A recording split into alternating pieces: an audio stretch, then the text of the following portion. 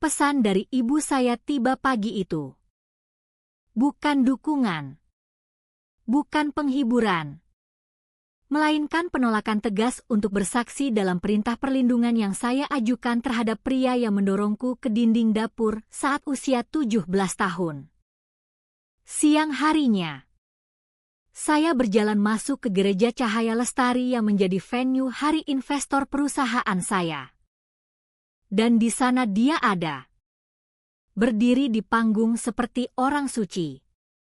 Saat itu saya memutuskan, saya akan membuka setiap pintu yang dia yakini terkunci rapat. Meninggalkannya tanpa tempat untuk bersembunyi lagi.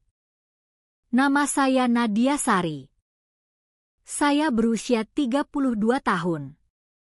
Dan pagi itu udara dingin kota Lestari Utara terasa seperti kehadiran fisik yang menekan kulit. Kota kecil di kaki bukit Provinsi Jawa Barat ini dibungkus kabut tebal akhir musim hujan yang menempel di pohon pinus gelap sepanjang jalan. Mengaburkan dunia menjadi nuansa abu-abu dan hijau basah pekat. Dinginnya meresap melalui mantel wall, melalui sarung tangan kulit, dan menetap dalam tulang sebagai nyeri diam-diam yang terus-menerus. Perjalanan menuju Gereja Cahaya Lestari sunyi senyap. Ban mobil saya mendesis di aspal lembab. Suara kesepian di kegelapan sebelum fajar. Saya melihat landmark familiar lewat, warung makan tutup dengan cat mengelupas. Lapangan kota dengan patung prajurit perunggu basah embun. Atap rumah-rumah runcing tempat keluarga masih tidur nyenyak. Tak sadar akan penghakiman yang terjadi di siang bolong. Gereja berdiri di bukit rendah pinggir kota. Fasad batunya megah dan abadi. Jendela kaca patri gelap tak terbaca dari luar. Seharusnya ini tempat suci. Hari ini panggung sandiwara. Saya parkir dan melangkah keluar ke udara menggigit. Tumis sepatu saya bergerak tajam di jalan batu menuju pintu ek besar. Suara itu menggema sedikit. Terlalu keras di kesunyian pagi. Mendorong salah satu pintu berat. Saya disambut bukan aroma lilin dan buku himne lama, melainkan bau steril campuran lemon polish dan pewangi bunga dari mesin otomatis. Mereka telah membersihkan rumah Tuhan untuk acara korporat. Di dalam ruangan adalah perpaduan aneh antara suci dan sekuler. Bangku kayu panjang mengkilap seperti cermin memantulkan cahaya biru dingin dari layar LED raksasa yang tergantung di tempat salib seharusnya berada. Kabel merayap di sepanjang dinding, memberi daya laptop, speaker, dan lampu panggung profesional. Hari ini bukan rumah ibadah. Ini teater kesopanan perusahaan. Mandiri Raya Logistik. Tempat saya bekerja. Tak pelit biaya. Saya berjalan sepanjang lorong utama. Langkah saya satu-satunya suara di ruang luas. Kursi saya ditentukan di baris paling depan. Saya duduk. Kayu dingin menusuk melalui kain celana. Di kursi ada program laminasi dan badge tamu perak di tali biru tua. Saya ambil badge itu. Kata tamu tercetak tebal di bawah logo MRL. Tamu dalam hidup saya sendiri. Penonton sejarah saya sendiri. Saya pasang tali di leher.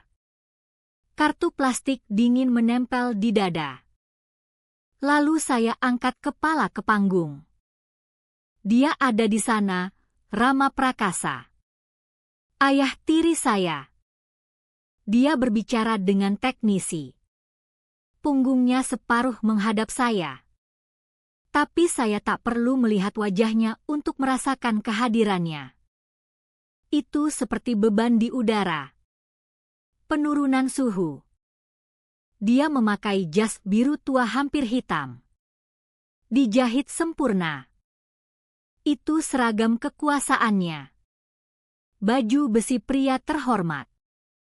Saat dia berbalik, lampu panggung menyinari salib perak kecil di kerahnya. Berkilau seperti api suci. Dia ketua Yayasan Cahaya Lestari. Lengan amal gereja ini. Dia juga anggota Dewan Direksi Mandiri Raya Logistik. Bagi dunia, dia pilar masyarakat. Pria beriman dan berintegritas. Pembangun. Email internal perusahaan 2 minggu lalu mengumumkan agenda hari ini dengan ceria menjijikan, Hari Investor Plus Janji Komunitas. Hari untuk MRL memamerkan kinerja kuartal sambil menunjukkan komitmen etika dan kemitraan masyarakat. Masterclass Public Relations. Hari yang dirancang membuktikan laba dan prinsip bisa berjalan bersama. Rama. Dalam peran ganda sebagai anggota dewan dan ketua yayasan. Adalah wujud hidup sinergi itu, jembatan tak tercela antara bisnis dan hati nurani. Ponsel di paha saya bergetar. Getarannya rendah dan mendesak di kesunyian gereja. Saya sudah tahu siapa pengirimnya. Dan saya tahu pesannya bukan penghiburan. Saya keluarkan ponsel. Cahaya layar terlalu terang di cahaya suci redup. Satu pesan belum dibaca dari ibu, kami tidak akan datang. Hanya 2 kata. 2 kata yang meledakkan 15 tahun ketenangan yang saya bangun dengan susah payah. Bukan isinya yang menghantam, saya sudah menduganya. Tapi kata kami. Bukan, saya tak bisa. Melainkan kami. Front bersatu. Pilihan yang diumumkan. Dia memilih sisinya. Dan itu sisi Rama. Selalu sisi Rama. Kata itu vonis akhir. Pintu yang dibanting pada harapan kekanak-kanakan bahwa suatu hari dia mungkin berdiri di sisiku. Dalam satu kata itu, dia bukan lagi penonton masa lalu saya, tapi arsitek aktif isolasi saya sekarang. Saya menatap huruf-huruf menyala sampai kabur. 2 kata itu seperti cap di retina. Tanpa sadar, jari saya menyentuh belakang telinga kiri. Menelusuri garis parut samar yang disembunyikan rambut. Gerakan refleks familiar. Cara menyentuh kenangan untuk memastikan masih nyata. Rasa itu langsung datang, eko dingin ubin dapur di pipi. Saya 17 lagi. Bau antiseptik tajam yang ibu saya oleskan di luka. Suara Rama rendah mengancam. Bisikan ular setelah kejadian. Kau tak akan mempermalukan keluarga ini. Nadia. Kau mengerti? Kau tak akan membawa malu ke rumah ini. Dia tak berteriak. Teriam untuk pria yang kehilangan kendali. Rama tak pernah kehilangan kendali. Itu pelajaran. Katanya. Pelajaran kesetiaan. Saya turunkan tangan. Jari mengepal di pangkuan. Saya bisa merasakan sudut tajam benda di saku, USB flash drive hitam kecil. Halus tanpa ciri. Kecuali label putih kecil yang saya tempel sendiri. Di atasnya saya tulis 1 kata, pintu. Pandangan saya kembali ke panggung. Seorang wanita bergabung dengan Rama. Vina Prakasa. Putrinya. Saudara tiri saya. Dia direktur keuangan MRL. Bercahaya dalam setelan celana krem. Rambut pirangnya disanggul ketat elegan. Dia memegang papan klip dan menunjuk sesuatu. Senyum profesional cerah di wajah saat berbicara dengan ayahnya. Dia gambaran kompetensi. Wajah publik keuangan MRL yang mengkilap. Di papan klipnya terlihat header checklist, sorotan ESG, lingkungan, sosial, tata kelola, trinitas suci etika korporat modern. Dia di sini mempresentasikan angka yang membuktikan MRL warga perusahaan baik. Perusahaan yang peduli. Dia dan ayahnya. Potret harmoni keluarga dan korporat. Akan menyampaikan khotbah tentang transparansi dan kepercayaan. Tawa getir diam-diam tersangkut di tenggorokan saya. Mereka membangun seluruh hari ini. Seluruh katedral kebohongan. Di atas fondasi ruang terkunci dan rahasia terkubur. Mereka habiskan bertahun-tahun. Uang banyak. Dan amal terhitung untuk membangun fasad begitu brilian. Begitu membutakan sehingga tak ada yang pernah memikirkan kabel di dalam dinding. Mereka ahli penerangan. Ahli menyinari hal-hal yang tepat. Saya tarik napas dalam. Udara dingin steril memenuhi paru-paru. Rasa tenang aneh merayap. Kejelasan tajam seperti pecahan kaca. Kemarahan dan sakit hati dari pesan ibu mengeras menjadi sesuatu lebih keras. Sesuatu berguna. Itu tekad. Mereka punya panggung. Lampu. Audiens tawanan. Mereka yakin menguasai narasi sepenuhnya. Mereka salah. Saya pikirkan data di USB di saku. File terenkripsi. Spreadsheet. Timeline. Info C-scan, masing-masing kunci. Masing-masing pintu yang mereka yakini terkunci selamanya. Biarkan mereka punya upacara. Biarkan mereka beri pidato dan terima tepuk tangan. Biarkan mereka berjemur dalam cahaya kebenaran palsu. Biarkan mereka nyalakan lampu. Saya akan membuka pintu-pintu di panggung di bawah lampu fokus.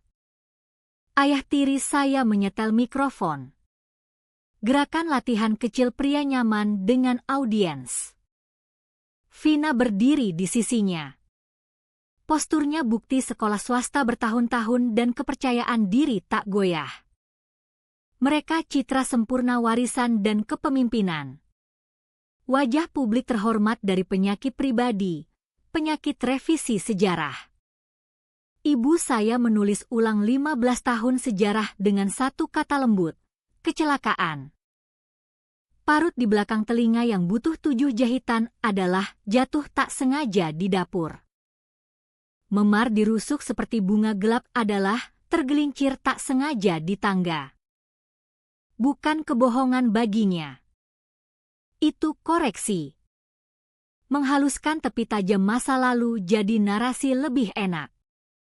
Perusahaan dalam laporan keberlanjutan tahunan mengulangi alkimia sama dengan kata transparansi.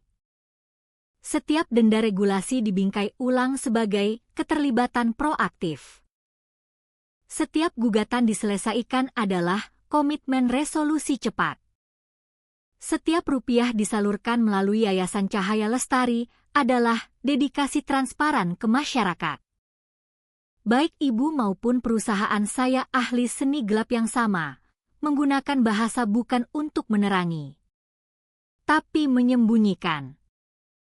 Saya 17 saat belajar bahwa bukti hanya sekuat orang yang mau melihatnya. Dia sedang telepon di ruang kerjanya. Pintu sedikit terbuka. Suaranya rendah puas saat membahas variasi izin usaha dengan anggota Dewan Kota. Dia bukan sekadar membujuk, dia memanfaatkan. Menyisyaratkan dukungan gereja di masa depan tukar suara menguntungkan. Pertama kali saya mendengar roda pengaruhnya berderit jelas. Dengan tangan gemetar. Saya ambil recorder kaset kecil murah untuk proyek sekolah. Letakkan di lantai lorong. Tekan tombol merah. Saya tak tahu akan diapakan. Tapi saya butuh menangkap kebenaran. Menjepit kata-katanya ke sesuatu nyata. Dia menemukan saya meringkuk di sana beberapa menit kemudian. Dia tak berteriak. Hanya tutup pintu ruang kerja. Mata dingin datar. Dia lihat recorder di tangan saya. Lalu saya. Saat itu saya paham, kejahatannya bukan korupsi. Tapi kesaksian saya. Apa yang terjadi selanjutnya? Ibu saya kemudian sebut kecelakaan dapur. Kaset itu lenyap. Saat saya tanya kemudian, Rama bilang tak tahu apa yang saya bicarakan. Itu hanya berhenti ada. Tahun-tahun kemudian, sebagai analis kepatuhan junior di MRL, saya lihat manajer senior menghilangkan rantai email bermasalah. Dia kirim pesan menyetujui jalan pintas protokol keselamatan yang kemudian sebabkan cedera kecil di gudang. Saat penyelidikan mulai, dia cukup tarik pesan. Bagi yang sudah buka, email lanjutan umumkan gangguan server sementara yang rusak korespondensi. Email asli hilang.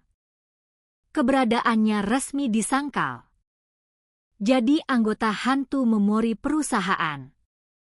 Metodenya lebih canggih. Tapi sihirnya sama. Saat itu saya memutuskan kuliah hukum. Saya tak ingin jadi jaksa pemberantas atau pengacara pembela hebat. Saya tertarik bidang kepatuhan korporat yang tenang dan tak glamor. Disiplin dibangun di ide radikal sederhana. Segala harus disebut namanya yang benar. Suap bukan hadiah strategis. Penipuan bukan ketidakwajaran akuntansi. Konspirasi bukan penyelarasan eksekutif.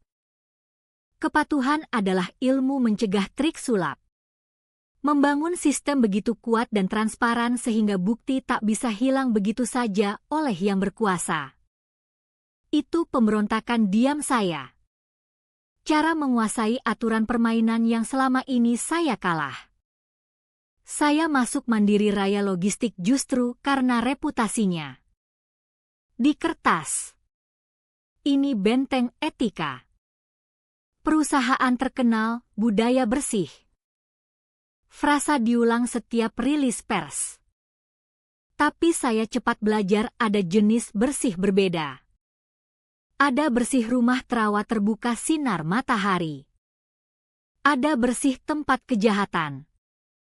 Steril tajam bau pemutih, bau bukan kemurnian. Tapi usaha putus asa hapus apa yang ada sebelumnya. MRL berbau pemutih.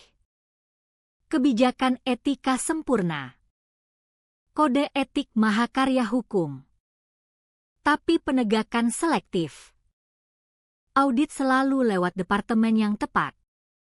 Budaya diam lebih tebal dari tembok gereja. Mekanismenya sederhana elegan. Dan gereja Rama adalah jantungnya. Pertama kali saya lihat pola di hari Selasa hujan. Saat meninjau kontrak vendor pihak ketiga. Perusahaan truk menengah. Elms B.O. Treach. Dapat kontrak menguntungkan jalur distribusi baru. Tawaran mereka sedikit lebih tinggi dari kompetitor. Anomali kecil mudah dijelaskan. Tapi nama Elms Bay terasa familiar. Pencarian cepat catatan publik muncul daftar donor Yayasan Cahaya Lestari. Elms Bay Outreach beri donasi amal 5 angka tepat 3 minggu sebelum kontrak MRL diberikan. Kebetulan. Lalu saya temukan Wilder Hands. Pemasok kemasan. Menang tender besar perombakan material pengiriman. 2 minggu sebelumnya. Mereka sponsor gala penggalangan dana gereja dengan 6 angka. Kemudian Beacon Parcel. Jasa kurir lokal.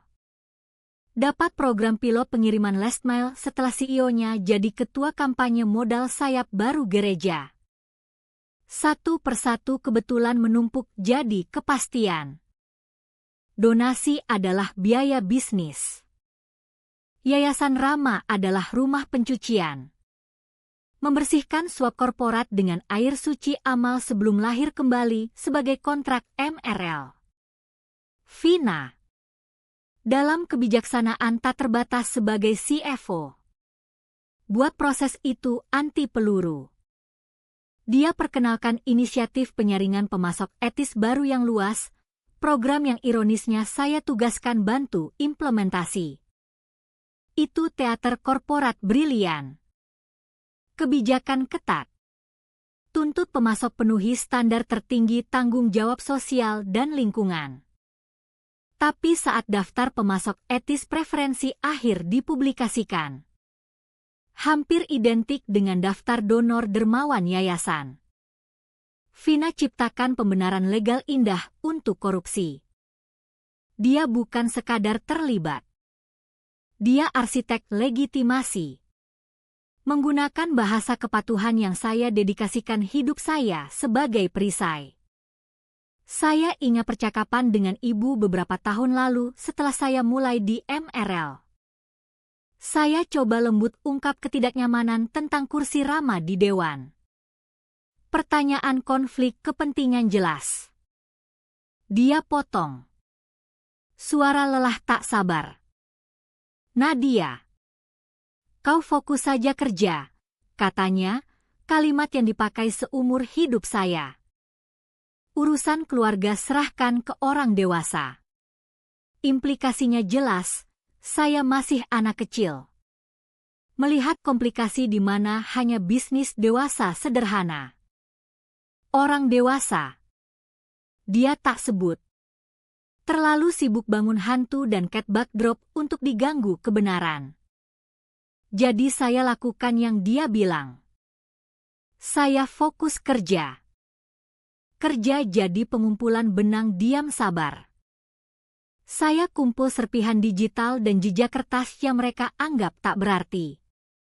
Kontrak tiket basket courtside untuk pejabat otoritas pelabuhan dicatat sebagai hiburan klien. Invoice perusahaan percetakan milik gereja untuk materi pelatihan keselamatan yang harganya 4 kali pasar. Laporan HR internal yang dirahasiakan tentang investigasi manajer gudang, keluhan yang diam-diam diselesaikan minggu sama donasi keluarga manajer ke yayasan. Saya jadi arsiparis dosa mereka. Pustakawan kebohongan. Mengumpul dan silang referensi setiap benang longgar. Tapi jejak kertas. Meski menghukum. Hanya cerita apa dan bagaimana. Tak jelaskan keyakinan mutlak mereka tak akan tertangkap. Potongan akhir pemahaman tak datang dari spreadsheet. Datang dari kenangan, detail yang tak saya pahami arti pentingnya sampai sekarang. Itu kenangan ruang kerjanya. Ruang tempat dia telepon. Ruang tempat saya ketahuan recorder. Pintunya ada kunci. Tapi kuncinya di luar. Deadbolt di luar bingkai. Dia sebut ukuran keamanan, lindungi dokumen penting. Tapi saya tahu untuk apa. Tentang kendali. Pastikan apa yang terjadi di dalam tetap di dalam. Tak ada yang masuk tanpa izinnya. Dan saya sadar dia perlakukan bisnis sama. Perusahaan cangkang. Yayasan amal. Kontrak labirin. Semua ruang yang dikunci dari luar. Dirancang bukan hanya simpan rahasia, tapi tolak pengawasan. Itu kebiasaan menyatu seumur hidup pelaku kekerasan. Pria yang seluruh eksistensinya bergantung kendali pintu. Dia harus satu-satunya pemegang kunci. Dan saat itu, duduk di gereja mengkilap sunyi. Saya tahu satu-satunya jalan keadilan bukan merobohkan pintu. Tapi tunjukkan semua investor. regulator. Pers, bahwa selama ini pintu tak pernah terkunci. Hanya tertutup. Kerja saya bukan emosional. Arsitektural. 18 bulan terakhir. Hidup di luar kantor berhenti jadi hidup dan jadi ruang kerja. Apartemen jadi diorama konspirasi hanya terlihat oleh saya di cahaya biru dingin monitor. Proses mulai bukan dengan pistol asap, tapi kerja kartografi teliti. Saya memetakan rawa dan mulai gambar tepinya. Saya buat database relasional. Ruang perang digital pribadi. Saya masukkan setiap data mentah yang bisa saya akses sah sebagai kepala kepatuhan. Lapisan pertama peta adalah alam semesta resmi MRL, header email eksekutif, entry kalender rapat, order pengadaan, aplikasi lisensi gudang. Lapisan kedua domain publik, daftar donor Yayasan Cahaya Lestari. Laporan pengeluaran terdaftar. Menit Dewan Perizinan Daerah. Penghargaan kontrak negara. Awalnya 2 peta terpisah. Lalu saya bangun jembatan. Pola infeksi muncul. Pencarian kata kunci, renovasi. Penghiasan. Atau perbaikan modal di akun payable MRL disilang referensi dengan pengeluaran yayasan. Entry kalender eksekutif MRL bertemu pejabat otoritas pelabuhan ditumpuk timeline janji amal yayasan di distrik pejabat itu. Perlahan rawa ungkap salurannya. Aliran uang dirancang berliku seperti delta sungai pecah jadi selusin anak sungai kecil sembunyikan sumber. Tapi air selalu mengalir ke bawah. Saya fokus 3 aliran, Elms Bay Outreach, Wilder Hands, Beacon Parcel. Di buku MRL mereka vendor sah. Di catatan Yayasan Donor Korporat Menengah Dermawan. Tapi di peta rumit yang saya bangun, mereka hanya keranjang cucian. MRL bayar Elms Bay lebih untuk kontrak angkutan. Elms Bay beri donasi amal ke yayasan jumlah hampir sama. Lalu yayasan bayar fee konsultasi besar ke LLC Pribadi Rama untuk strategi outreach masyarakat. Uang buat lingkaran sempurna steril. Keluar dari kas MRL kembali ke Sakurama. Dicuci air suci gereja. Proses sama untuk Wilder Hands dan Beacon Parcel. Sistem suap sederhana. Berulang. Arogan. Beberapa pintu tak disembunyikan. Hanya salah label. Akuntansi internal MRL tunjukkan pembayaran konsisten ke Yayasan Cahaya Lestari untuk sewa aula utama. Tujuan selalu pelatihan keselamatan karyawan kuartalan. Saya silang referensi dengan catatan kepatuhan Kemnaker. Saya temukan serangkaian denda dan sitasi terhadap MRL karena gagal berikan pelatihan keselamatan memadai di 2 gudang terbesar. Laporan resmi ke Kementerian Tenaga Kerja catat pada tanggal pelatihan terjadwal. Auditor temukan tak ada instruktur. Tak ada materi. Tak ada catatan kehadiran karyawan. MRL bayar gereja untuk sesi pelatihan hantu. Ciptakan jejak kertas due diligence regulator sambil salurkan lebih banyak uang ke Yayasan Rama. Mereka tak hanya langgar hukum. Mereka pakai bahasa hukum sendiri untuk lakukan. Elemen manusia terkubur lebih dalam di balik lapisan kerahasiaan dan bahasa korporat. Dengan wewenang audit rutin protokol penyelesaian HR pihak ketiga. Saya akses file kasus anonim. Ada 4 selama 3 tahun. Semua tentang klaim pelecehan dan intimidasi tempat kerja terhadap segelintir manajer gudang senior yang dikenal sangat setia pada Rama. Setiap klaim cepat dan diam-diam dicekik. Korban dibayar off. Mereka diamankan NDA besi. Catatan resmi catat pembayaran sebagai paket pesangon diskresi atau penyelesaian pribadi. Uang tak dari akun MRL traceable. Datang tiap kasus dari dana diskresi dikelola Yayasan Cahaya Lestari dicatat sebagai bantuan krisis masyarakat. Dengan data ini saya bangun timeline. Representasi visual tajam simbiosis antara korporasi dan yayasan.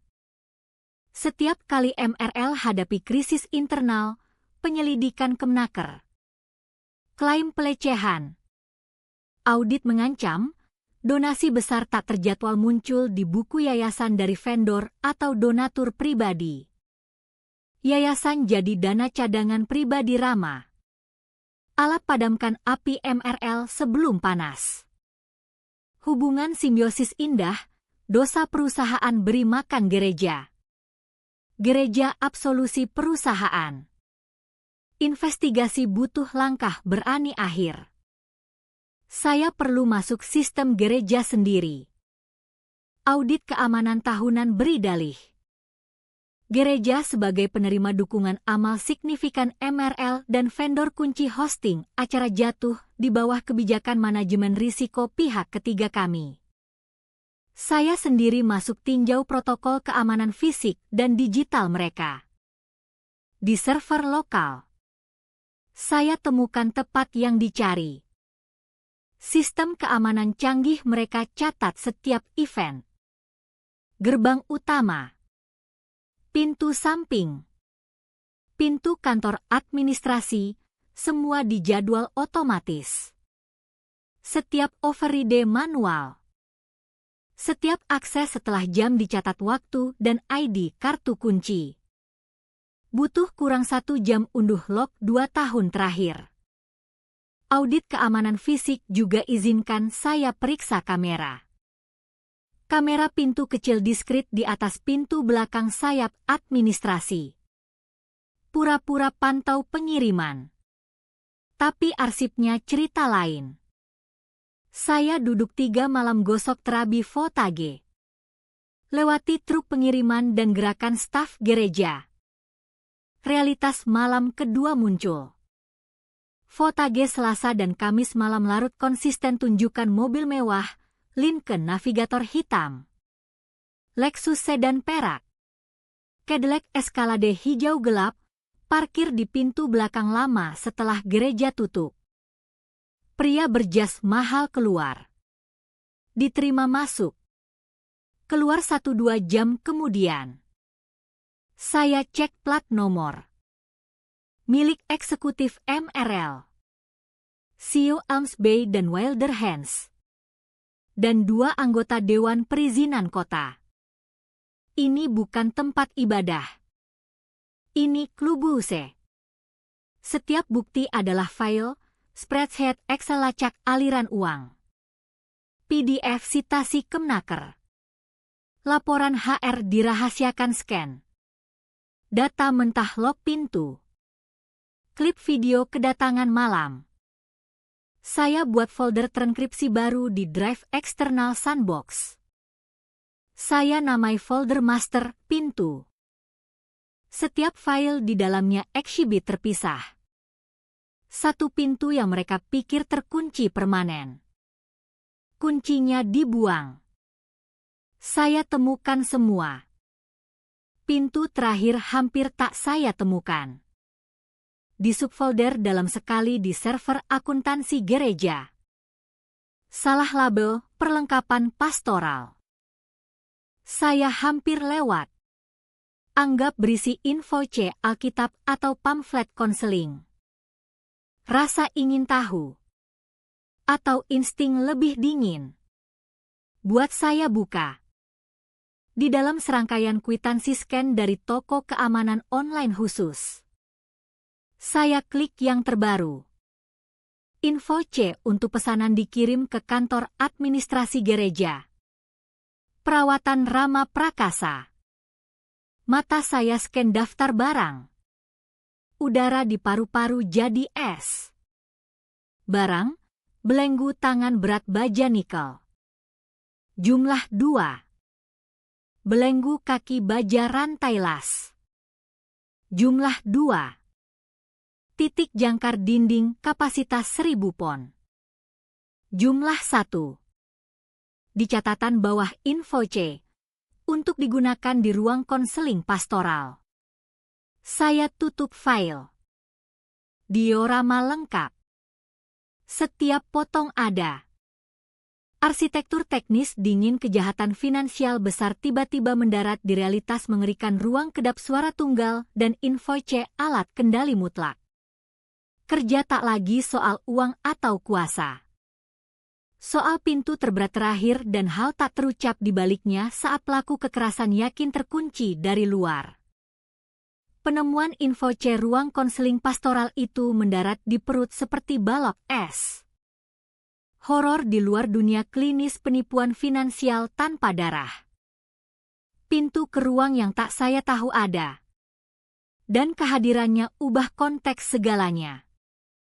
Di udara gereja dingin sunyi.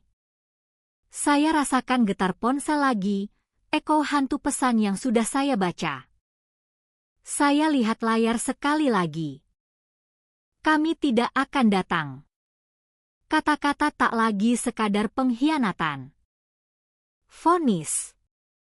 Pengumuman hakim yang pilih duduk di sisi terdakwa. Ibu tak akan jadi saksi masa lalu. Memar dan ancaman bisik di dapur sunyi. Dan tak akan jadi saksi masa kini. Benteng data teliti yang saya bangun. Kasus begitu solid jadi beban fisik di saku. Diamnya batu terberat. Batu yang mereka pakai tembok masuk kebenaran. Harap masa saja cukup kubur selamanya. Tapi tembok hanya tembok. Dan saya selesai minta izin robohkan. Fase akhir rencana saya eksekusi di jam anonim kesepian minggu sebelumnya di bawah lampu neon ruang kosong. Suatu malam saya duduk di apartemen gelap. Satu-satunya cahaya dari monitor di wajah. Gulir foto keluarga digital bertahun-tahun. Lewati senyum hampa Natal. Sorak paksa ulang tahun. Liburan keluarga dirancang hati-hati di mana lengan Rama selalu melingkar posesif di bahu ibu. Saya cari file spesifik. Hantu dari minggu setelah ulang tahun 17. Ada foto sahabat terbaik saya ambil di kamar tidur. Saya pakai sweater turtleneck tebal. Tapi dorong keras sedikit, permohonan diam putus asa agar dia lihat. Kamera digital murah era itu tak tangkap sempurna. Tapi ada, memar jelek biru ungu mengintip dari tulang selangka. Di latar belakang buram. Pintu dapur hijau lumut.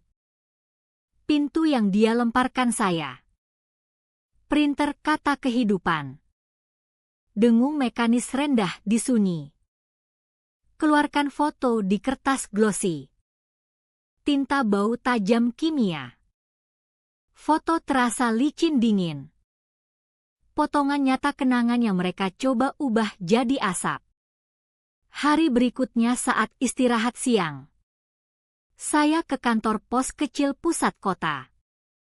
Masukkan foto ke amplop manila polos.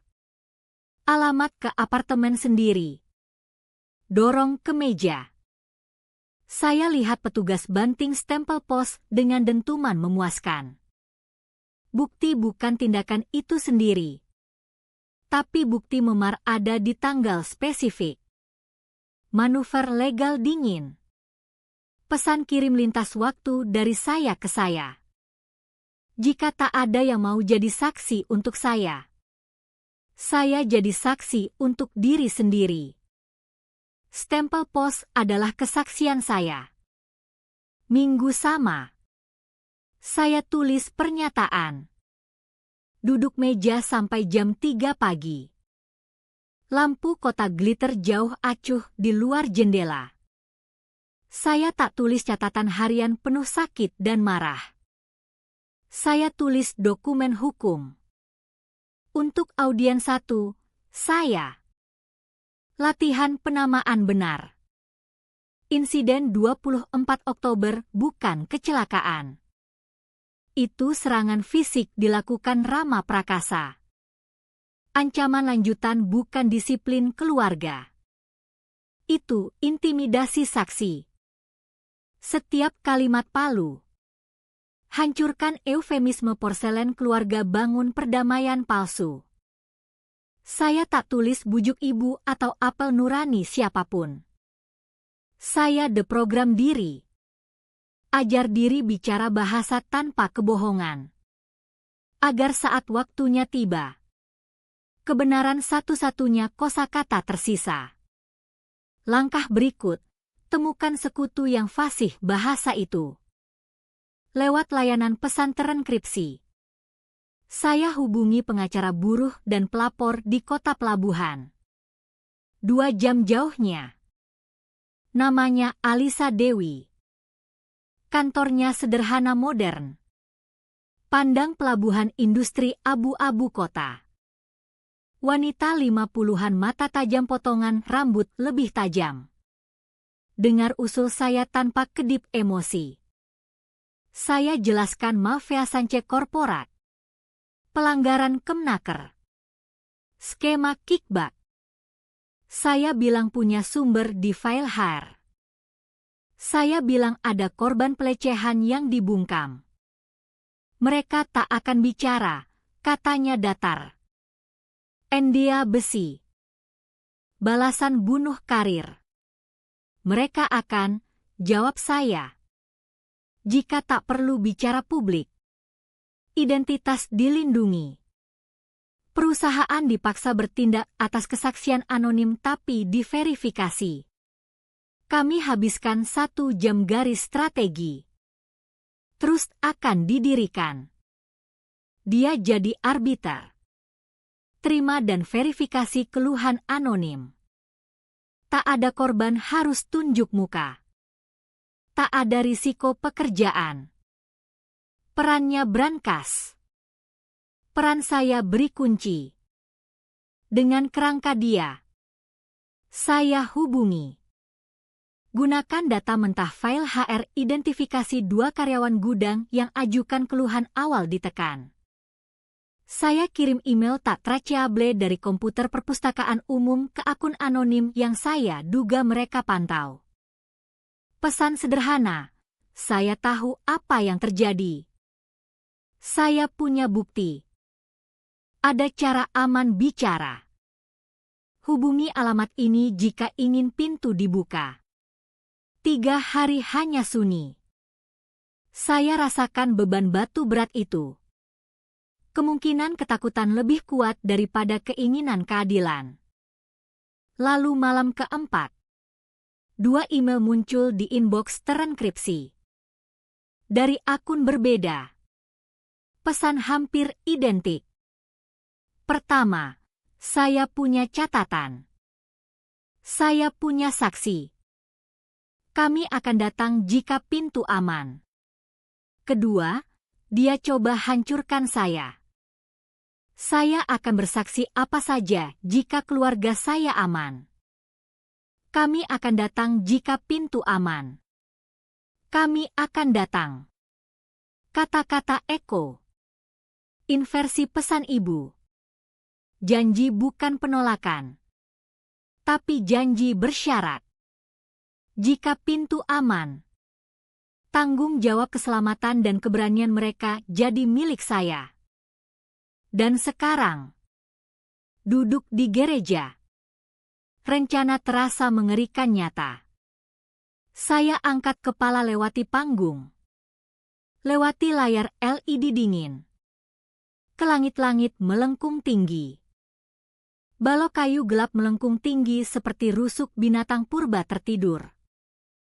Arsitek yang rancang tempat ini seabad lalu paham sesuatu mendasar tentang struktur, sesuatu yang baru saya pahami. Setiap pintu, lengkungan, jendela dirancang masuk cahaya juga punya mekanisme buka dari dalam. Kau bisa palang pintu dari luar, tapi tak bisa lepas gagang di dalam. Kau hanya bisa buat orang di sisi lain terlalu takut putar. Rencana saya tentang penghancuran. Tentang data. Bukti. Robohkan fasad. Tapi pesan dua pekerja berani itu ubah kalkulasi. Rencana tak hanya butuh kekuatan. Butuh undangan. Butuh momen cahaya publik tak terbantah. Butuh katalis begitu kuat hingga orang di ruang terkunci akhirnya merasa aman putar gagang sendiri. Butuh ketukan pintu tepat waktu.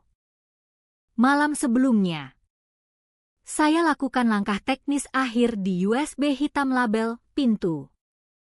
Saya tak hanya punya file. Saya tambah skrip self-executing sederhana. Timer. Pemicu digital.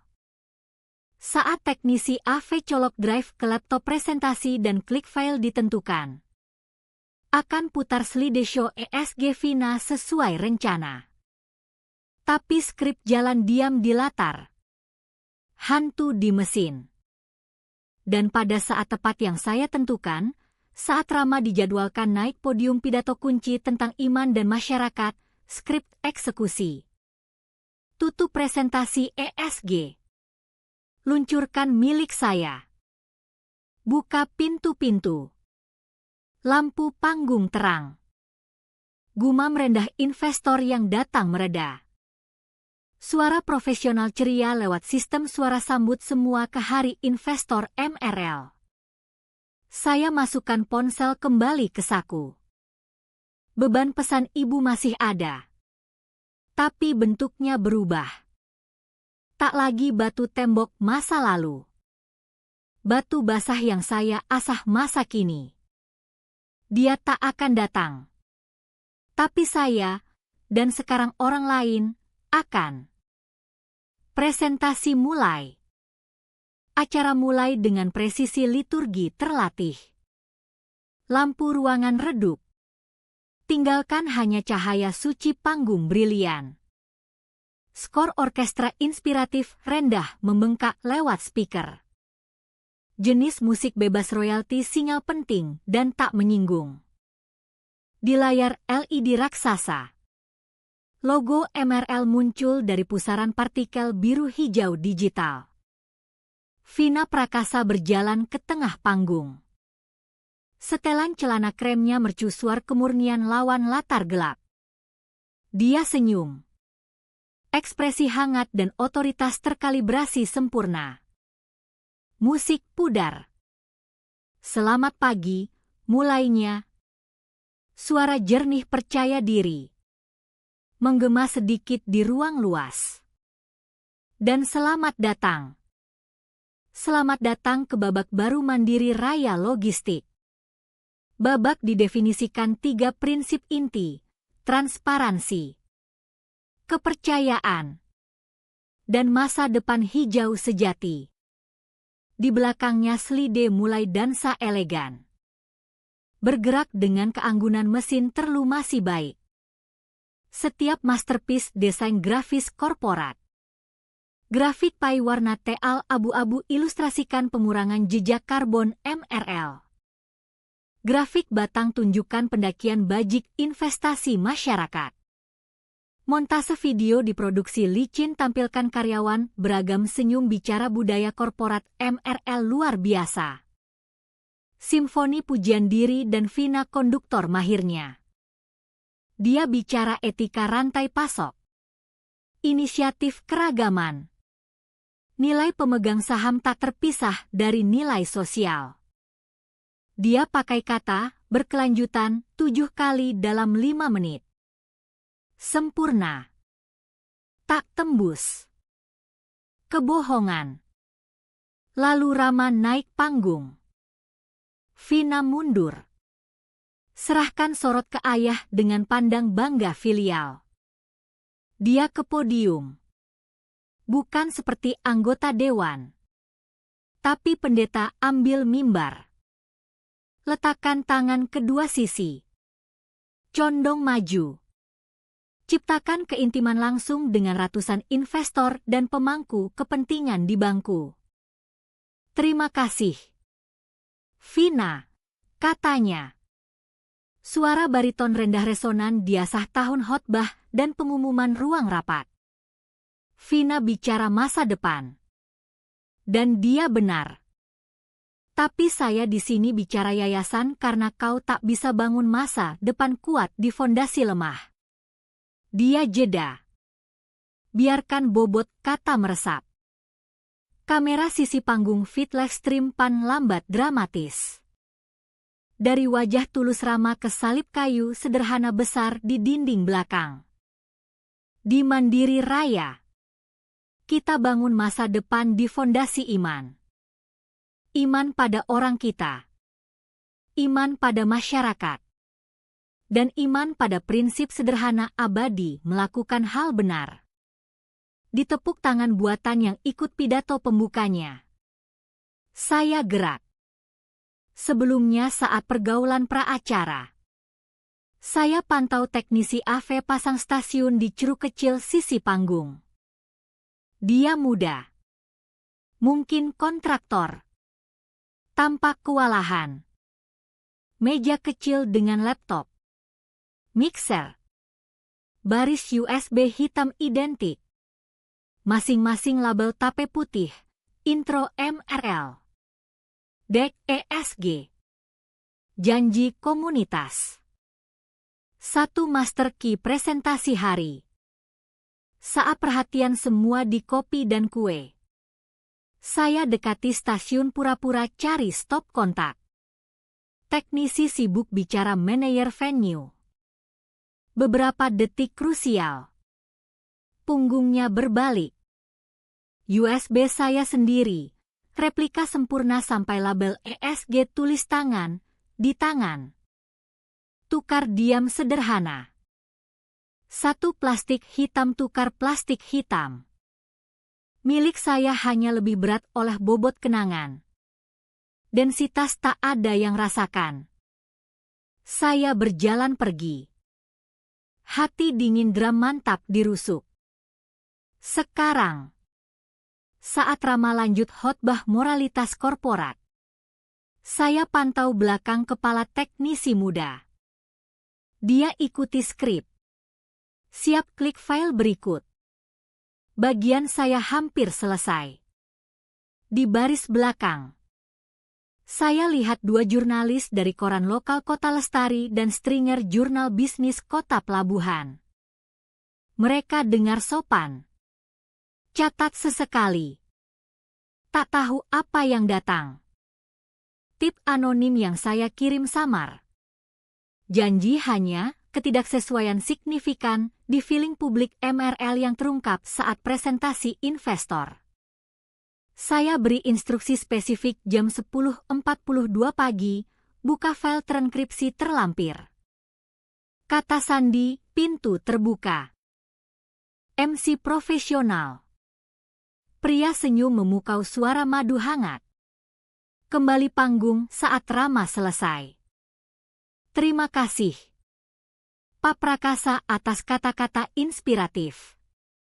Sekarang kami buka lantai untuk beberapa pertanyaan dari tim MRL sebelum lanjut breakout keuangan detail. Ini dia, risiko terhitung. Saya angkat tangan. MC scan baris depan. Ya. Di depan sini. Saya berdiri. Badge tamu perak di leher jelas terlihat. Dia tak bisa lihat nama dari panggung. Tapi bisa lihat penunjukan. Saya bukan anggota tim. Vina di sisi panggung lihat. Kedip kesal cepat ditutup senyum profesional.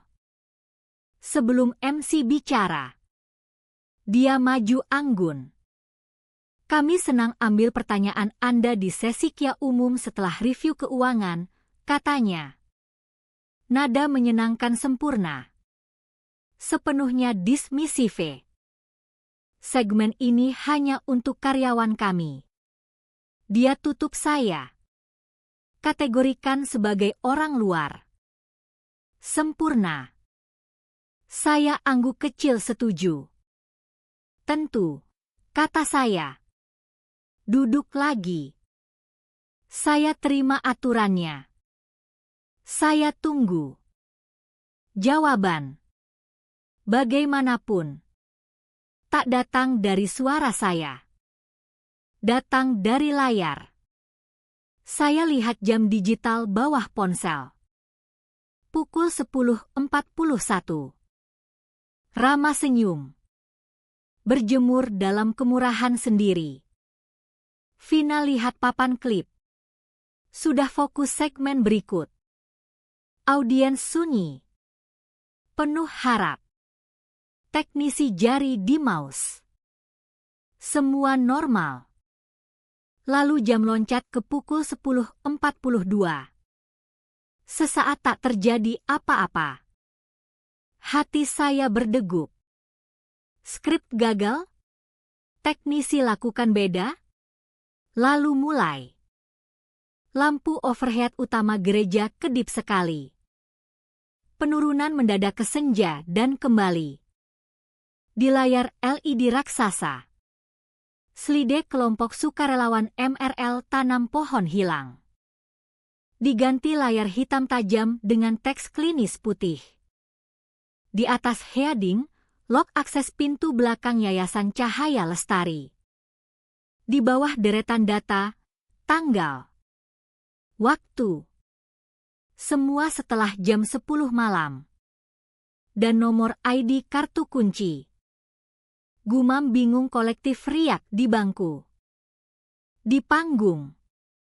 Transformasi instan mutlak. Dalam kurang 1 detik, 1 detak jantung tajam saya, darah luruh dari wajah Rama Prakasa. Topeng pastoral baik hati larut. Ganti teror putih tajam pria baru lihat hantu. Rahang kendur. Mata lebar tak kedip. Terkunci di layar. Dia seperti pria baru saksikan hukum fisika berhenti berlaku. Reaksi Vina lebih cepat tajam. Dia putar ke teknisi. Mulut bentuk marah diam. Apa? 2 detik. Itu jendela. Di meja kecil depan bangku saya ada mikrofon hidup ditempatkan untuk anggota dewan. Saya berdiri. Condong maju. Tekan tombol on. Lampu merah kecil berkedip hidup. Speaker mendesis sesaat. Lalu suara saya amplified. Tenang tak wajar. Isi gereja sunyi luas. Jika kalian semua sangat suka pintu, kata saya. Kata-kata jernih dingin seperti udara pagi. Hari ini kita coba buka beberapa. Sunyi setelah kata saya mutlak. Benda fisik. Selimut berat yang matikan udara di gereja. Setiap mata ke saya. Lalu layar. Lalu figur beku Rama dan Vina di panggung. Beberapa detik dunia gambar statis. Penuduh. Tertuduh. Bukti bersinar di antara. Satu-satunya suara hum listrik proyektor rendah. Lalu slide berubah. Layar belah. Kiri, tabel putih tajam heading log akses ruang konseling pastoral. Kanan, daftar tanggal heading rapat OFSITE eksekutif MRL. Data sederhana brutal menghukum. 9 kali tahun lalu. Ruang konseling, ruang dengan info C belenggu baja, dibuka setelah jam 10 malam. 9 kali. Tanggal cocok sempurna dengan event OFSITE kepemimpinan senior MRL di gereja. Napas tersedak lewati baris depan. Udara mulai gerak lagi. Klik. Slide berubah lagi. Kali ini dokumen scan dan info CMRL dibayar ke Yayasan Cahaya Lestari jumlah 50 juta rupiah. Baris item, Sewa venue pelatihan kepatuhan keselamatan karyawan. Di sebelah muncul dokumen kedua, komitmen pendanaan MRL ke Yayasan 50 juta untuk program pemuda masyarakat. Tanggal identik. Lalu potongan data akhir muncul di antara lembar tanda tangan resmi Kemnaker untuk sesi pelatihan. Halaman kosong. Daftar tanpa nama. Tak satu tanda tangan. Gumam rendah di bangku semakin keras. Ini bahasa investor paham. Bukan rahasia atau bisik. Penipuan. Polos sederhana. Saya dengar gesek kaki kursi kayu di lantai batu. Klik kait koper. Seseorang siap pergi. Klik. Layar gelap. Lalu video mulai putar. Fotage kasar timestamp dari kamera pintu belakang. Rama Prakasa isi frame. Berbalik hadap Vina. Dia pegang satu kunci kecil. Video diam sesaat. Hanya rusle angin ditangkap mikrofon kecil. Lalu suara Rama. Kecil jernih. Eko lewat sistem suara kuat gereja, lebih mudah simpan di sini. Dia serahkan kunci ke Vina. Dia ambil. Angguk. Hilang masuk. Dia berbalik pergi. Klip berakhir. Layar hitam. Sunyi setelahnya lebih berat. Sunyi penuh pemahaman gelap tak terucap. Lalu di cahaya redup bangku belakang. Dua figur berdiri. Siluet lawan cahaya jendela kaca patri. Mereka pakai jaket kerja sederhana dan topi bisbol ditarik rendah. Wajah hilang bayang. Mereka tak bicara. Tak gerak. Hanya berdiri. Dua pekerja gudang. Tubuh kesaksian diam kuat setiap file HR dirahasiakan. Setiap penyelesaian pribadi. Setiap ancaman bisik. Mereka hantu dari mesin jadi nyata mengerikan. MC. Wajah pucat berkeringat di lampu panggung. Akhirnya temukan suara. Dia tersandung ke mikrofon. Ladies and gentlemen. Sepertinya kami alami kesulitan teknis. Kami ambil jeda singkat 5 menit reset sistem. Tak perlu, kata saya ke mikrofon sendiri. Suara potong kepanikannya seperti pisau. Dia kaget. Tatap saya mata lebar. Saya angkat ponsel. Ibu jari melayang layar. Saya hanya bagikan sisanya langsung ke semua. Saya tekan tombol. Denting lembut. Suara notifikasi airdrop khas Eko dari ponsel baris depan. Lalu satu lagi dan lagi. Kaskade ping dan denting sapu gereja. Wabah digital menyebar bangku ke bangku. Di 100 layar menyala. Satu notifikasi, Nadia Sari ingin bagikan file. Doors Jeep. Kepala tunduk. Jari tap. Kecuali data tak lagi di layar. Di tangan mereka. Lepas di lobi besar luar Nave. Pengacara saya. Alisa Dewi. Sudah tunggu. Saat investor bingung pertama dorong pintu. Dia maju. Pegang tumpukan amplop manila tebal. Dia sambut 3 jurnalis yang berlarian keluar. Wajah campur kaget dan lapar profesional. Ini, katanya tenang mantap serahkan amplop tiap. Ringkasan keluhan pelapor anonim yang diajukan ke kantor saya dan panduan bukti kunci di file yang baru Anda terima. Di dalam gereja. Kekacauan meledak. Vina Prakasa. Wajah topeng amarah menyala. Gerak. Dia lari dari panggung langsung ke booth teknisi AV. Usaha putus asa tarik colok. Dia capai ruang kaca kecil dan dorong pintu. Tak bergeming. Dia dorong lagi. Telapak rata di kaca. Lampu merah kecil menyala di bingkai. Kunci magnetik aktif. Sistem keamanan canggih gereja sendiri yang saya audit. Yang lognya sekarang publik, perangkap dia. Dia terkunci di luar panggung. Rama patung. Dia tak lagi lihat layar atau saya atau wajah investor ketakutan. Kepala berputar. Mata scan kerumun dengan keputusasaan primal mentah. Dia cari satu wajah, istri. Ibu saya.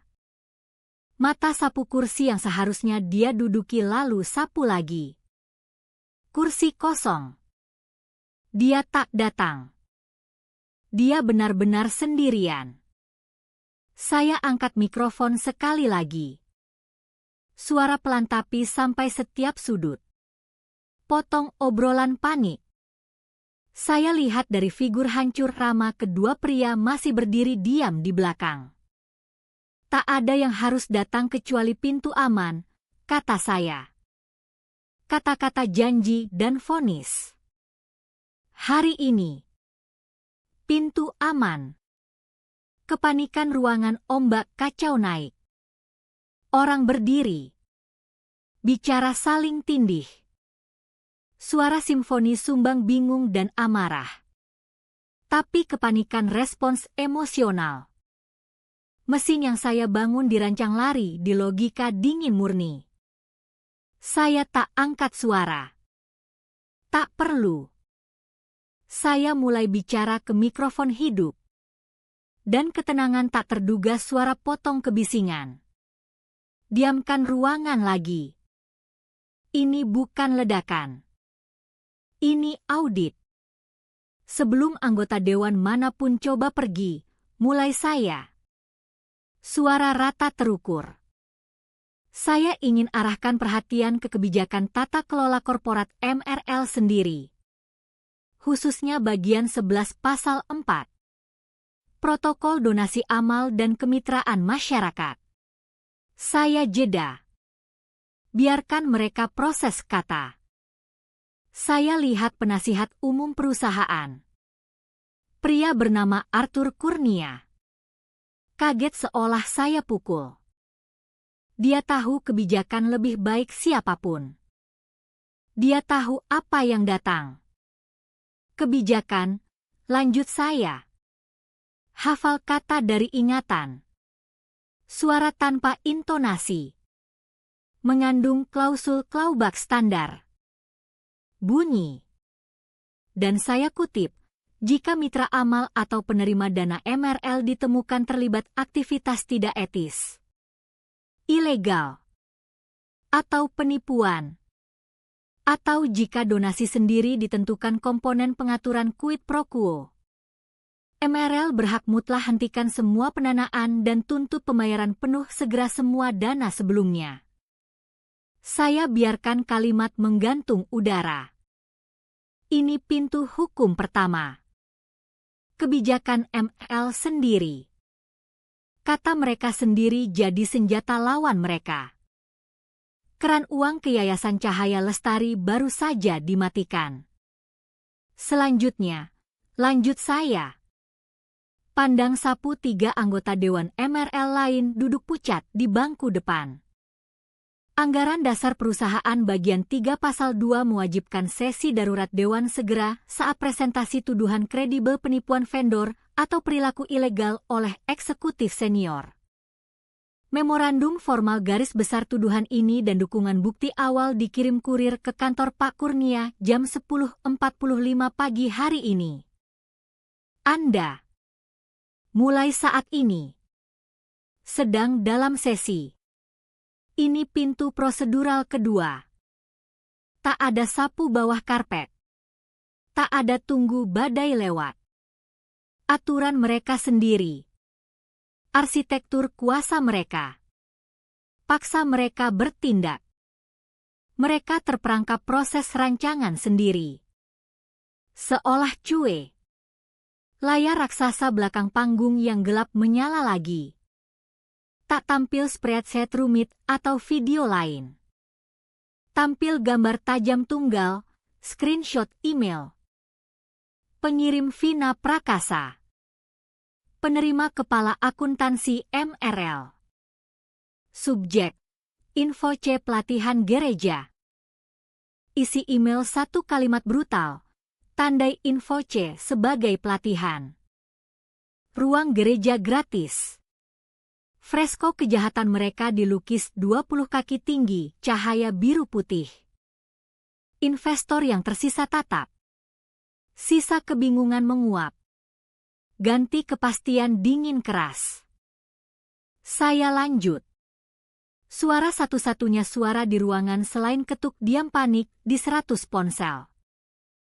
Kementerian Tenaga Kerja telah denda Mandiri Raya Logistik 3 kali 2 tahun terakhir untuk pelanggaran identik soal kurangnya pelatihan keselamatan wajib.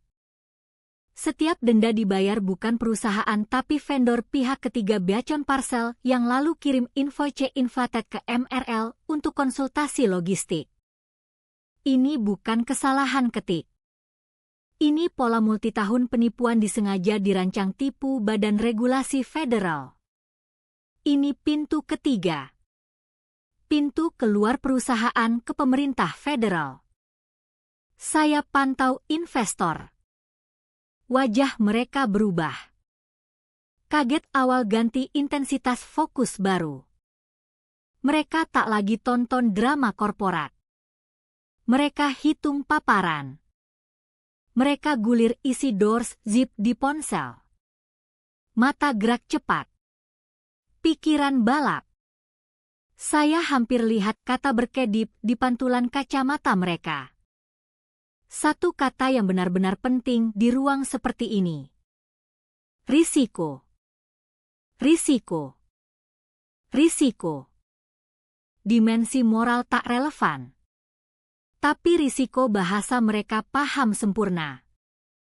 Apa yang mulai sebagai presentasi tentang kemitraan masyarakat, kata saya, kini jadi urusan beberapa lembaga eksternal. Saya ingin sangat jelas soal pintu hukum yang terbuka hari ini. Saya angkat satu jari. Pertama, Kemnaker untuk penipuan sistematis yang saya uraikan. Jari kedua. Komisi Perlindungan Hak Karyawan.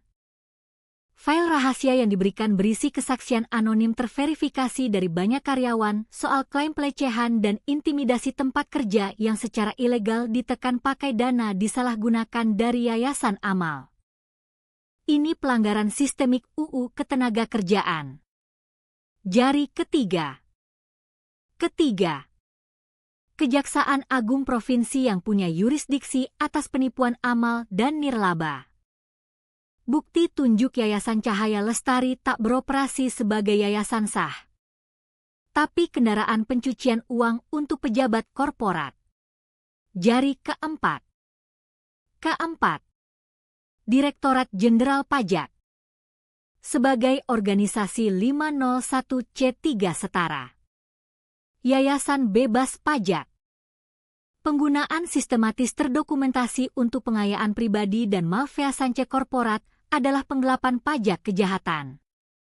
Jari kelima. Ruangan begitu sunyi saya dengar udara lewat sistem ventilasi. Kelima. Otoritas Jasa Keuangan. Presentasi hari ini. Dan memang laporan ESG dan keberlanjutan MRL baru-baru ini mengandung pernyataan palsu dan menyesatkan material dirancang tipu investor tentang posisi etika dan integritas operasional perusahaan. Itu penipuan sekuritas. Jari terakhir. Dan keenam. Otoritas lokal dan kabupaten yang tak diragukan tertarik tahu bahwa variasi izin dan izin operasi tampaknya diperoleh melalui suap yang disalurkan lewat gereja ini. Saya turunkan tangan. 6 pintu terbuka. Tak ada pelarian. Tak ada ruang negosiasi. Hanya realitas dingin keras konsekuensi. Saya lihat Rama masih berdiri di panggung. Pria kosong di jas mahal. Saya lihat Vina masih terperangkap di kandang kaca. Dan saya pikir dua pria di belakang gereja yang sudah diam-diam duduk lagi. Tugas selesai. Tak satu pun ini butuh korban bicara publik, kata saya. Suara lembut sedikit. Tak butuh cerita pribadi atau kesaksian menyakitkan. Dua pria yang berdiri hari ini tak perlu kata. Keberanian mereka dicatat dan identitas tetap dilindungi. Kebenaran mereka tak diperdebatkan. Bukan kata mereka lawan siapapun. Data bicara sendiri. Angka tak bohong. Log tak punya agenda. Info C tak punya motif. Saya biarkan menggantung sesaat. Ini janji akhir saya bahwa keselamatan mereka utama. Privasi dihormati. Mereka tunjukkan pintu aman. Dan saya pastikan tetap begitu. Saya balik pandang ke salib kayu besar di dinding. Saksi diam seluruh tontonan buruk. Ayah tiri saya bicara membangun masa depan di fondasi iman, kata saya. Suara resonansi otoritas akhir pelan. Saya pandang lautan wajah hancur. Dia salah. Iman bukan tembok bata dibangun sembunyikan apa di belakang. Iman pintu yang tak dikunci dari dalam. Dunia pecah jadi 1000 pecahan tajam. Pengacara bicara nada rendah mendesak di ponsel. Anggota dewan berkerumun lingkaran panik ketat. Investor sudah gerak ke pintu keluar. Wajah topeng grim perhitungan finansial. Udara tebal hum listrik imperium di momen pertama runtuhnya. Di tengah semua, saya berdiri di gelembung sunyi mendalam. Mikrofon di tangan kini terasa berat asing. Tujuan terpenuhi. Lalu getar familiar di telapak ponsel. Saya lihat layar. Pesan baru dari ibu menyala. Bisik putus asa akhir dari dunia yang baru saya bakar. Diam saja. Kita bertahan lebih baik begitu. Itu seluruh filosofi hidupnya diringkas 7 kata.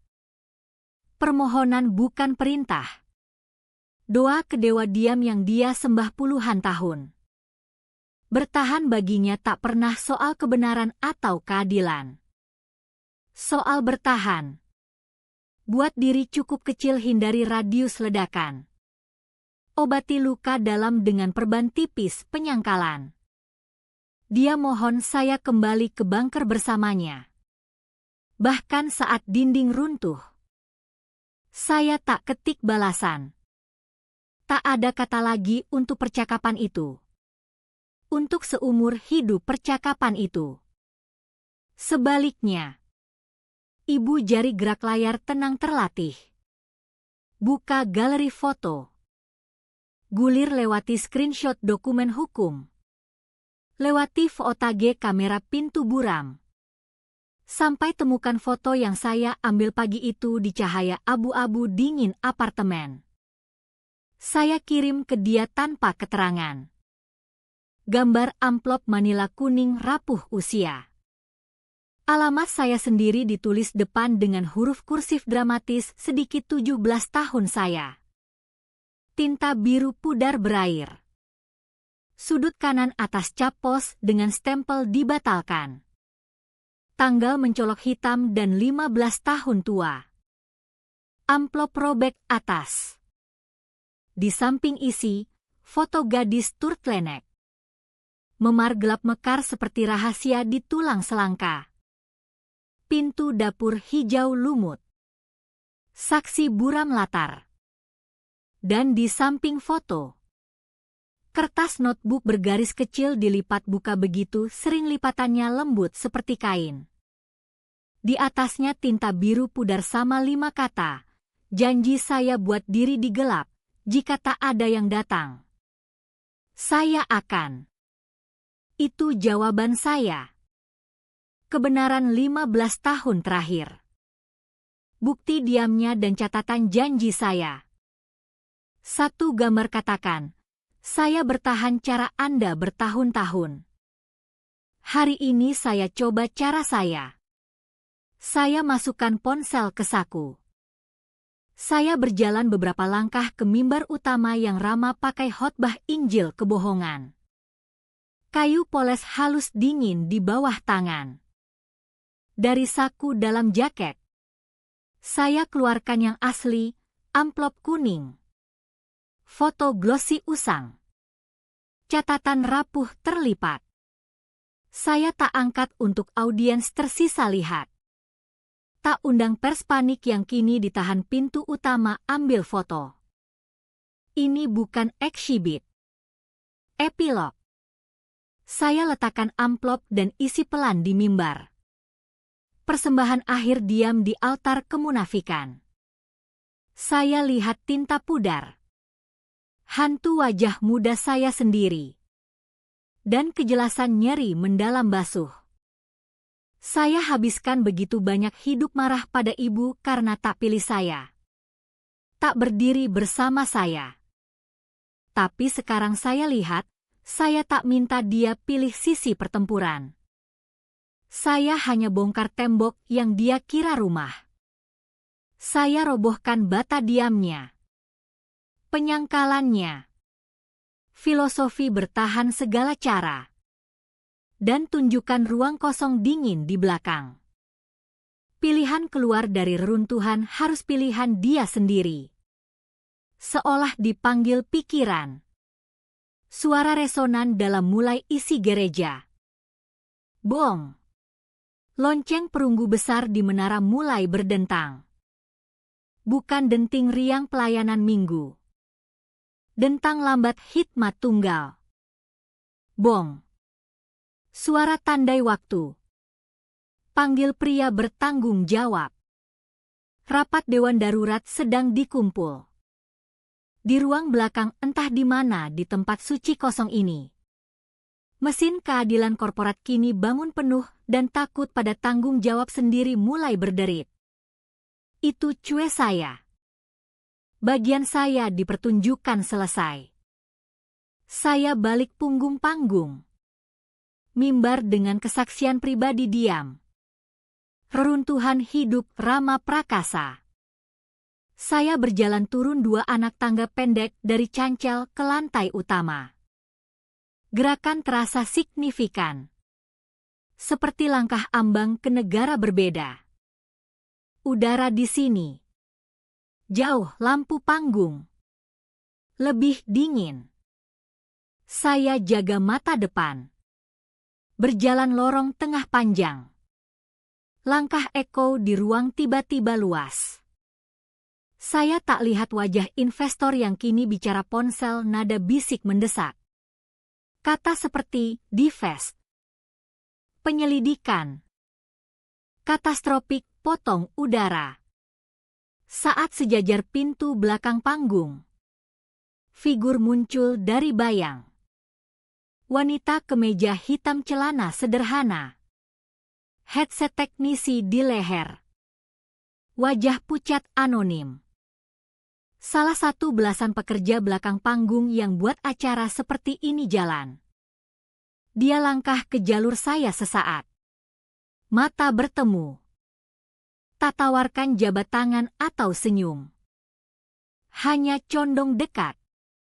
Suara bisik telanjang hanya untuk saya. Terima kasih, katanya. Itu semua.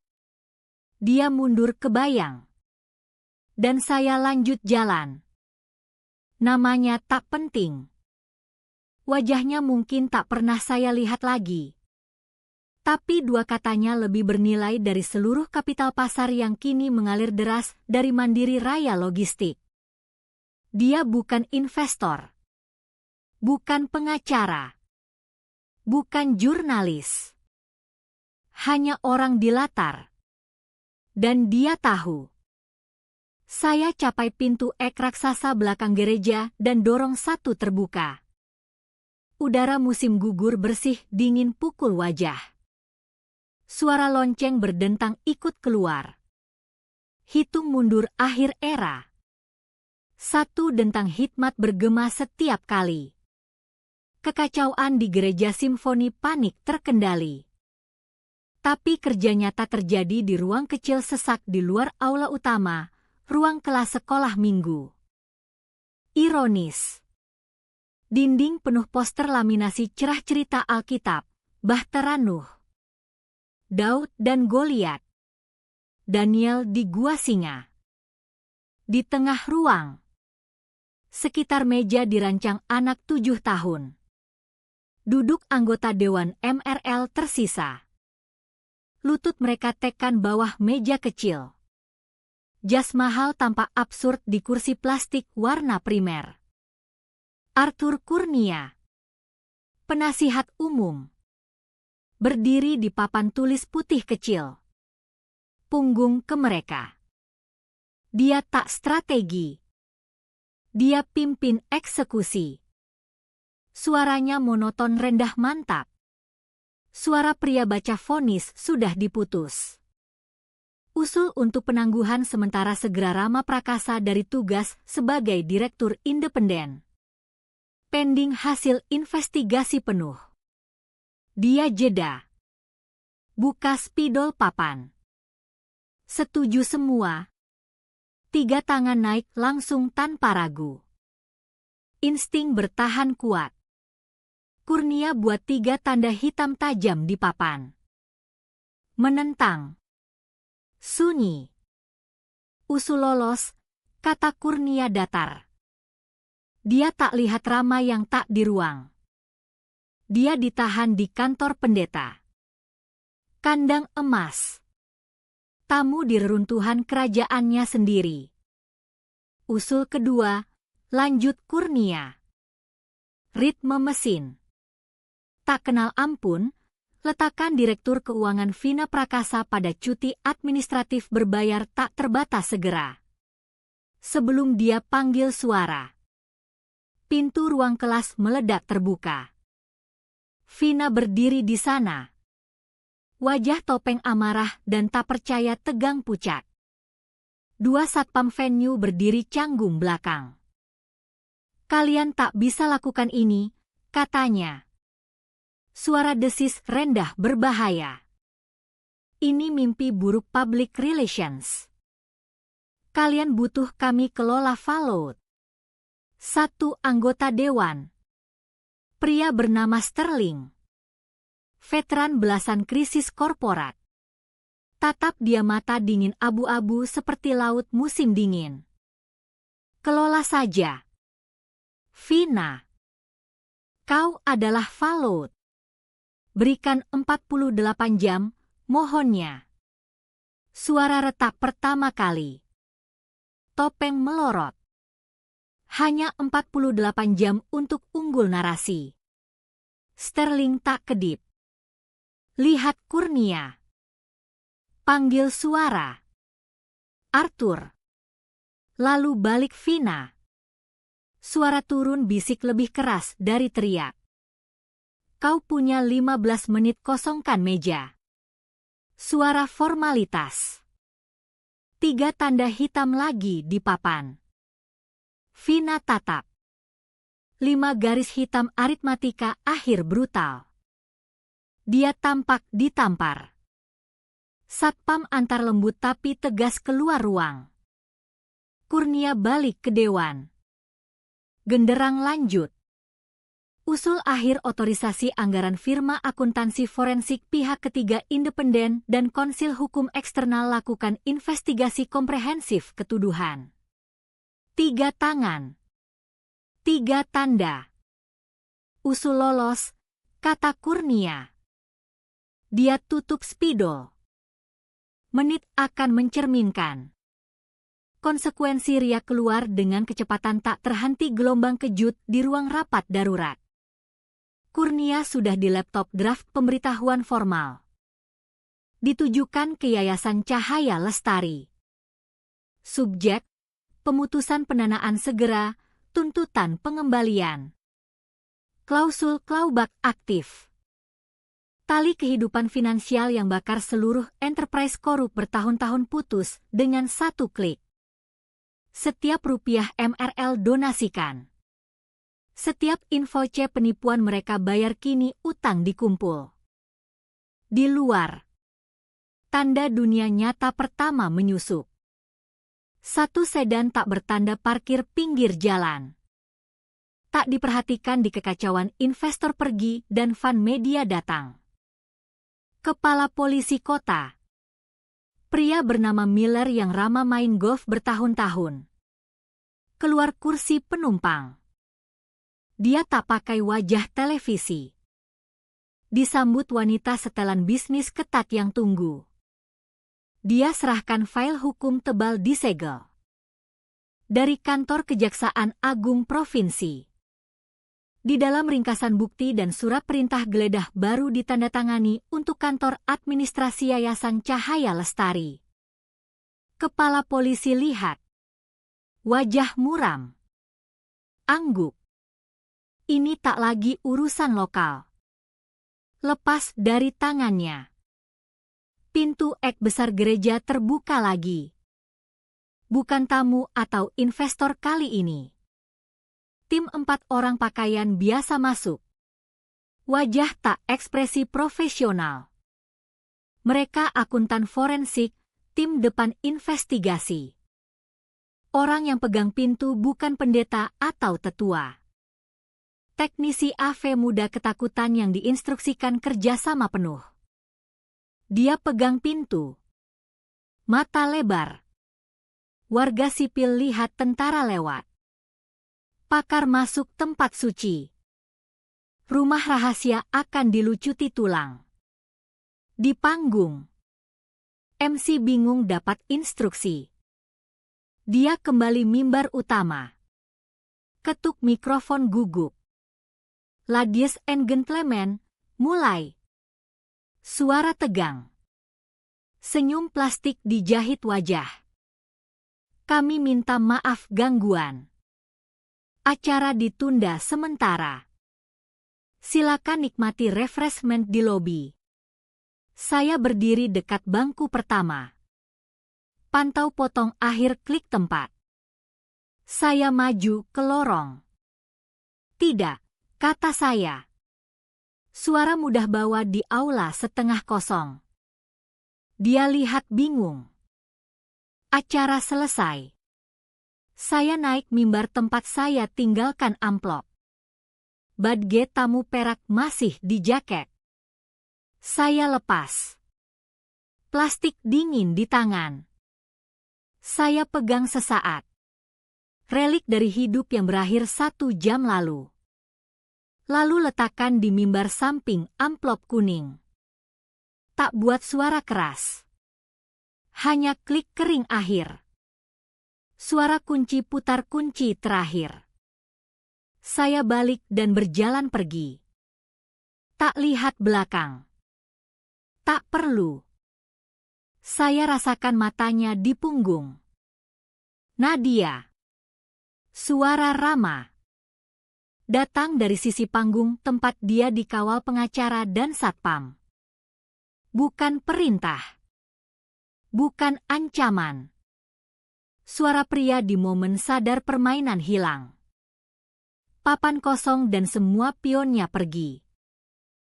Hanya nama saya menggantung udara seperti hantu. Saya tak berhenti. Tak balik. Hanya lanjut jalan ke cahaya pintu terbuka. Saya tak tunggu saksikan babak akhir. Pertunjukan selesai. Dan saya tak tertarik panggilan tirai atau pembersihan panggung. Saya balik dari wajah hantu Rama.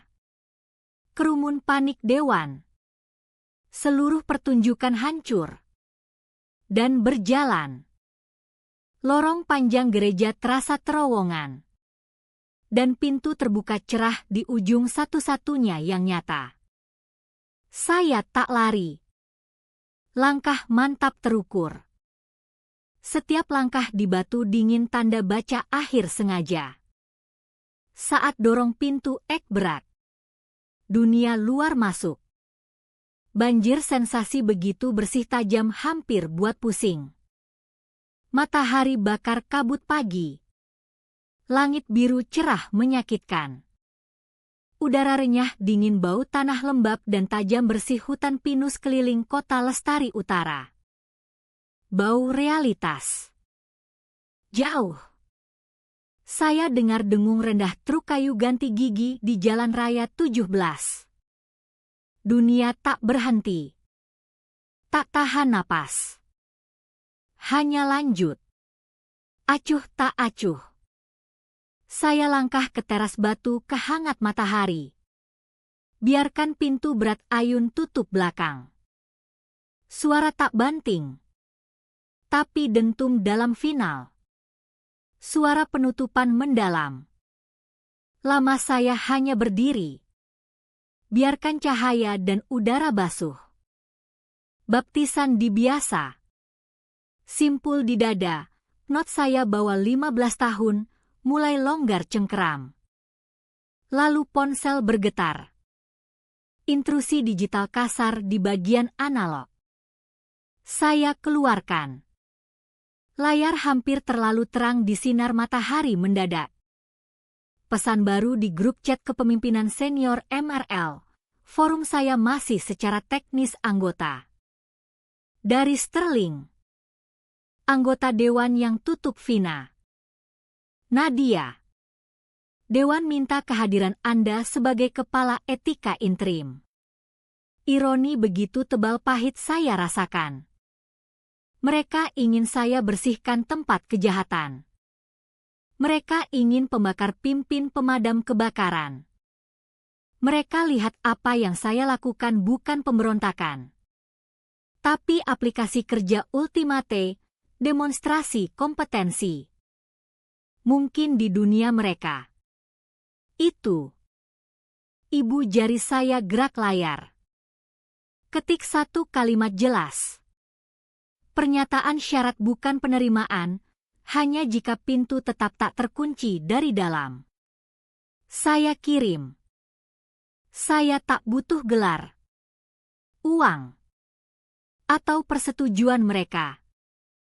Tapi jika serius bangun ulang, mereka harus mulai cabut kunci.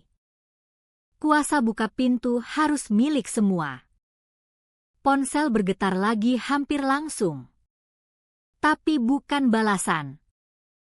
Panggilan masuk nomor tak dikenal.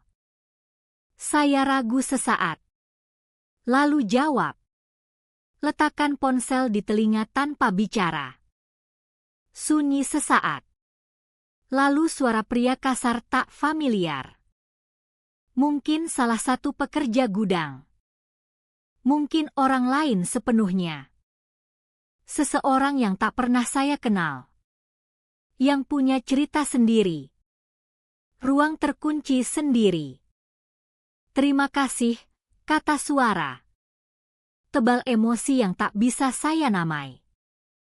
Terima kasih, buka pintu. Lalu dia tutup. Saya turunkan ponsel dari telinga. Tak perlu tahu namanya. Tak ingin. Dia bukan karakter di cerita saya. Dan saya bukan pahlawan ceritanya. Kami hanya dua orang di sisi berlawanan pintu terkunci sama. Pintu kini akhirnya terbuka dari dalam. Di belakang saya lewat pintu ek tebal. Saya dengar suara redup dunia baru lahir. Ketukan staccato langkah tergesa di batu. Gesek kertas dikumpul. Klik tajam definitif mikrofon dimatikan. Suara sistem dalam krisis penuh. Panik tulis ulang sejarah sendiri. Potong anggota sakit. Putus asa bertahan. Dunia membongkar dan bangun ulang diri di ruang kosong itu. Saya balik sekali lihat wajah gereja. Mata tarik ke pintu besar yang baru saya lewati. Seseorang beberapa menit lalu tempel selembar kertas kantor putih di kayu. Pusat sempurna. Di atas dalam huruf laser print hitam tajam 3 kata. Epitaf paling tak beremosi. Birokratis. Dan menghancurkan yang bisa saya bayangkan, ruang sedang ditinjau. Napas kecil tak lucu lepas bibir. Bukan tawa. Bukan senyum. Hanya hembus. Pelepasan napas yang terasa saya tahan sejak 17 tahun. Saya masukkan tangan ke saku jaket dan jari temukan plastik halus dingin USB, senjata. Kunci. Cerita saya. Saya genggam sesaat. Lalu dorong dalam saku. Hanya plastik lagi. Kerja selesai. Saya balik dari gereja dan hantu paniknya. Berjalan turun anak tangga batu. Sepatu buat suara renyah lembut di jalur kerikil. Tak lihat belakang. Ibu mungkin tak datang. Tapi saya datang. Cerita berakhir di sana. Bingkai beku bukan di saya. Tapi di dalam pintu ek besar. Di gagang kuningan sederhana. Dikait diadbot kecil pudar di atas. Kait geser mundur. Dari dalam. Tak lagi terkunci. 1000 kata tepat.